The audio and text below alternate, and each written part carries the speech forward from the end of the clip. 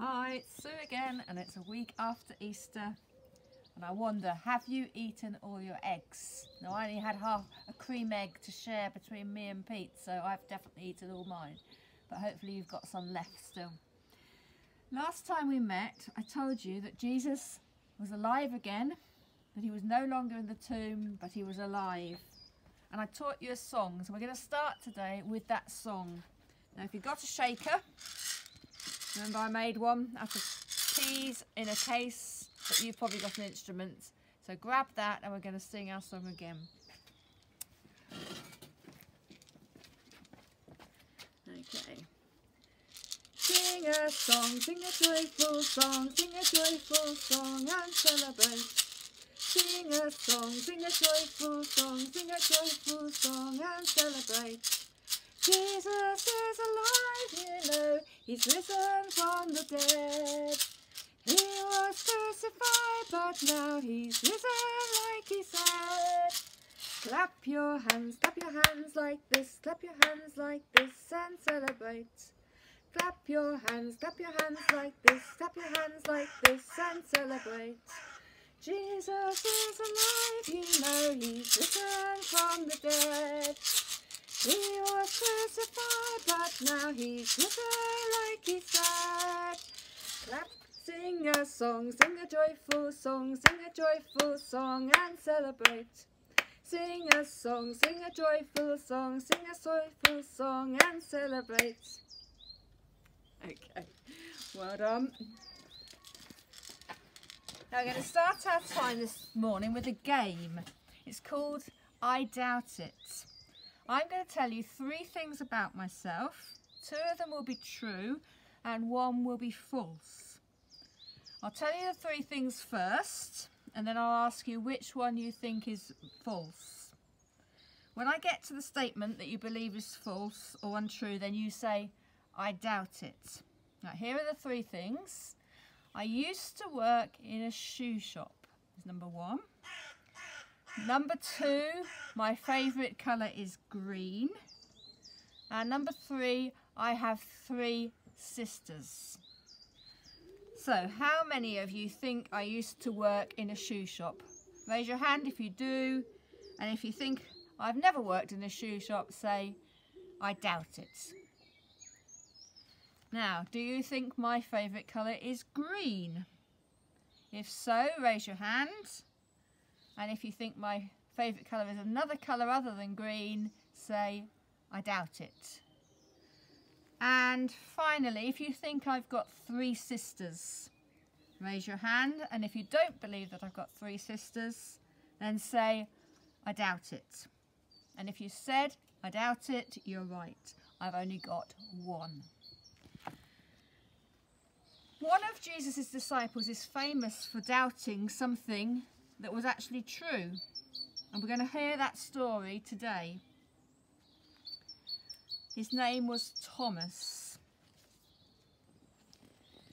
It was Sunday night after Jesus had died on the cross. 10 of the 12 disciples were gathered together. Well, they were actually hiding, really. Hiding with the doors locked tight. They were frightened. They were frightened because they were Jesus' friends and they thought that the people who had killed Jesus might kill them too. All of a sudden, out of nowhere, Jesus stood with them in the room. He said, "Peace to you." He showed them the wounds he had suffered in his hands and side. The disciples were filled with joy. The friend they had seen die was now alive. What a miracle! Jesus told them again, "Peace be with you." And then he told them he was sending them into the world. Now there was one disciple called Thomas who wasn't there when Jesus visited. So when he returned to the house, the disciples were all excited and told him what had happened. "We've seen the Lord," they said. But Thomas had trouble believing such an amazing, unbelievable thing. He doubted what his friends had told him. He said, unless I see the nail marks in your hands and put my finger in those marks and in his side, I won't believe. Now a week went by and the disciples were together again in the house. This time Thomas was with them as well. And Jesus came again and stood amongst them and said, "Peace be with you." Jesus said to Thomas, "Come, put your hands in the wounds in my hand and in my side." But Thomas believed immediately. He worshipped Jesus this time. He said, "My Lord and my God." Jesus said, "Have you believed because you have seen me?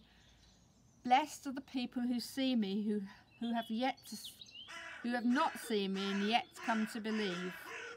And who do you think Jesus was talking about there? Who is it that believes Jesus lives even though they haven't seen him face to face? Well, it's us, of course. Jesus was talking about us and all Christians who believe and serve in him. And he says to us, "Peace be with you." And we say that in our blessing prayer, don't we? We ask Jesus to give us his peace. What do you think we mean by peace? It means that even if things are difficult, that we don't need to worry, that we can trust that everything will be all right. We can trust that Jesus is with us to help us. So let's say our prayer together. May God bless us and protect us. May God shine his face towards us.